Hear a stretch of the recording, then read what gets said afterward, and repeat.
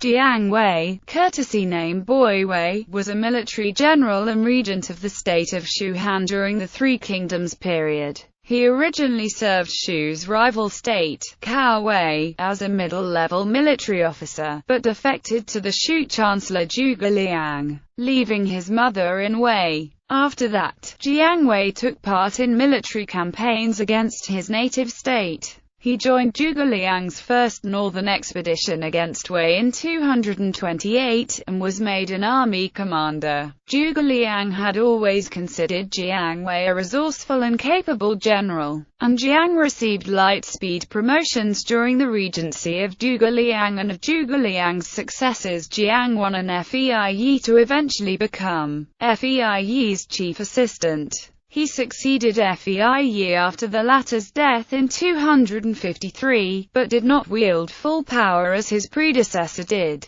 as he was only in charge of military affairs, and was therefore arguably a regent. Jiang Wei revived Zhuge Liang's campaigns against Wei and made a number of incursions against Wei, one in coordination with Eastern Wu's regent, Zhuge Ke, but each had to be abandoned due to inadequate food supplies or due to battlefield losses, and these campaigns greatly drained Shu's resources. In 263, a Wei army, led by Deng Ai and Zhong Hui, conquered Shu. Jiang Wei tried to restore Shu by persuading Zhong Hui to rebel against the Wei regent Sima Zhao, and Zhong agreed. However, the revolt failed because Zhong Hui's own soldiers turned against him and both Zhong and Jiang Wei were killed in action. Early life in Wei. Jiang Wei was born in the late Eastern Han dynasty and was from Tianshui Commandery around present-day Gansu. In his early life, his father Jiang Jiong, who was a military officer, was killed in battle during a rebellion by the Qiang people in northwestern China. Because of what happened to his father, Jiang Wei decided to serve in the military as well, and he became a subject of the state of Wei after the fall of the Eastern Han dynasty. As a general of Shu, when the Shu Han regent Zhuge Liang launched his first northern expedition in 228, Jiang Wei's commanding officer suspected him of secretly wishing to join Zhuge Liang, and once, when Jiang Wei was outside the city walls with his troops, they closed the city gates and would not allow Jiang Wei to re-enter. Jiang Wei was forced to defect to Shu, leaving behind his mother in Wei territory. Even though Jiang Wei had not shown his military skills on the battlefield, he had already been praised by Zhuge Liang as a capable person, and was quickly made Zhuge's leading officer at the age of 27, probably out of political consideration. Jiang Wan, who succeeded Zhuge Liang as regent after the latter's death in 234, continued to value Jiang Wei's understanding of, and connections in Liang province, and he commissioned Jiang Wei with the title of the governor of Liang province, which Shu did not control, but effectively giving Jiang Wei the authority over the northwestern border. When Jiang Wan died in 245, he was succeeded by Fei, who made Jiang Wei his chief assistant. Jiang Wei had constantly desired to revive Zhuge Liang's aggressive foreign policy towards Wei, but Fei disagreed, because the resources put into large-scale wars had already been too much. Instead, Fei kept Jiang Wei on a short leash, and authorized the latter to lead a detachment of 10,000 troops to harass Wei's border. Jiang Wei appeared to be fairly effective under Fei's command, and was successful in persuading a number of non-Han Chinese tribes to resist Wei paramountcy over the Shu military. Jiang Wei took over Fei's position in 253 after the latter was assassinated, and became the de facto commander-in-chief of the Shu military. But unlike his deceased supervisor, his influence on civil affairs was limited, as those matters appeared to be dominated by the eunuch Huang Hao and Zhuge Liang's son Zhuge Zan. Jiang Wei, however, was the supreme authority in military affairs. Jiang Wei attempted to weaken Wei, however, there was dissension within the highest-ranked officials, because both Zhuge Zan and Huang Hao feared Jiang Wei would use the military campaigns as a means to increase his personal influence. Besides the political hinder, several generals also pointed out the strategic shortcomings of waging wars against a stronger state. Jiang Wei's decision to revive the aggressive foreign policy against Wei faced much opposition in the Shu imperial court.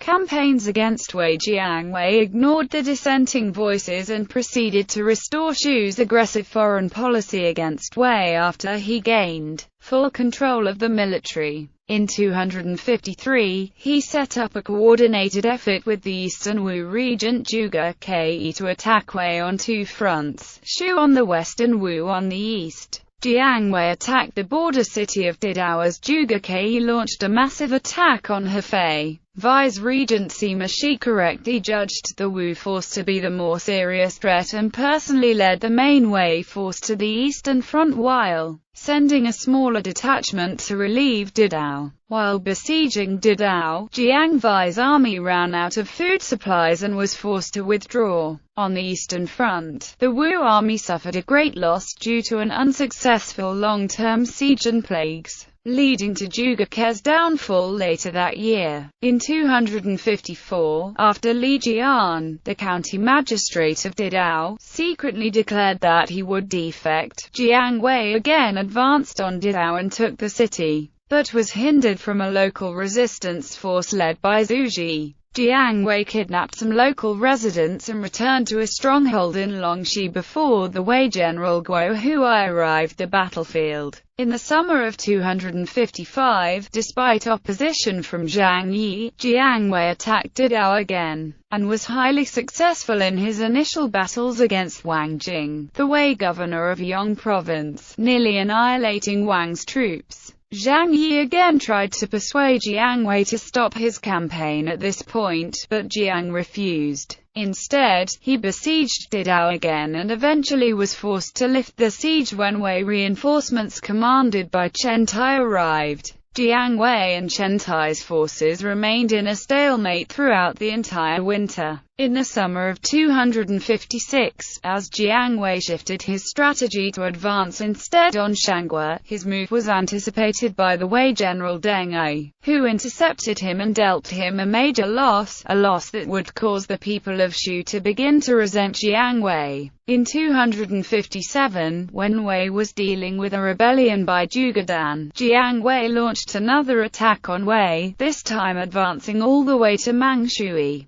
but could not induce Wei's forces, commanded by Deng Ai and Sima Wang, to engage him in battle. Jiang Wei withdrew his forces after Zhuge Dan's revolt was suppressed in 258. In 262, despite opposition from Liaohua, Jiang Wei attacked Wei again, targeting Taoyang, Gansu, but was defeated by Deng Ai. He withdrew to Tazhong and did not return to the Shu capital Chengdu because he feared that Huang Hao might use his defeat at Taoyang to make a political attack on him in the Shu court. He remained at Tazhong, perhaps to carry out one strategy that Zhuge Liang considered late in his campaigns: have soldiers grow wheat to use as the following year's food supply. Jiang Wei was apprehensive of Huang Hao at that point because he had unsuccessfully attempted to persuade the Shu Emperor Lu Shan to execute Huang earlier that year, and Huang was trying to find an opportunity to replace Jiang with his friend Yan Yu. Fall of Shu in 258.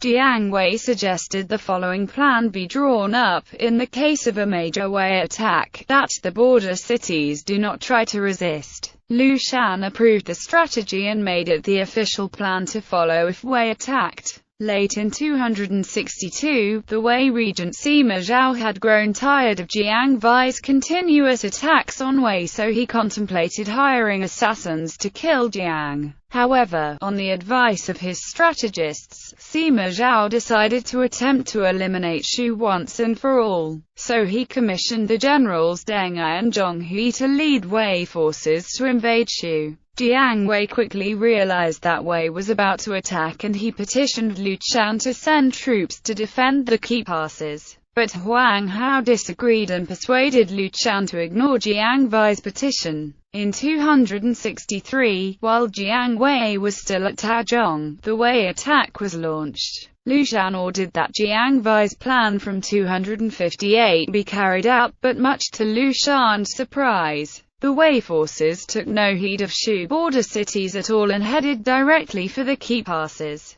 Jiang Wei quickly withdrew his forces to try to defend against the attack, and after some initial failures, was finally able to block off Zhonghui's forces at Jiang. Zhonghui considered retreating, but Deng Ai led a smaller detachment through a treacherous mountain pass descending on Jiang Yu, defeating Zhuge Liang's son Zhuge Zan and heading directly for the Shu capital Chengdu. Surprised and believing that Chengdu was defenseless, Lu Shan surrendered and ordered Jiang Wei to surrender to Zhonghui. Zhonghui treated Jiang Wei with respect and quickly made him a key advisor. Efforts to re-establish Shu and death. Jiang Wei quickly saw that Zhonghui had other ideas. Zhong considered his abilities superior to all Wei generals, even Sima Zhao, and wanted to overthrow Sima. Jiang Wei encouraged Zhonghui to rebel against Sima Zhao, and Zhong agreed. Zhonghui first falsely reported to Sima Zhao that Deng Ai was plotting a rebellion, and forged letters to and from Deng to increase the tension between Sima Zhao and Deng Ai. In early 264, Sima Zhao ordered Zhonghui to arrest Deng Ai and take over command of Deng's troops, but at the same time led a force personally, heading toward Chengdu from the Wei capital Luoyang. Zhonghui later realized that Sima Zhao had seen through his intentions, so he staged a rebellion. Jiang Wei had other plans, however. He tried to persuade Zhonghui to kill all the high-level Wei officers, with his own plan that after Zhong did so, he would kill Zhong and then restore Shu.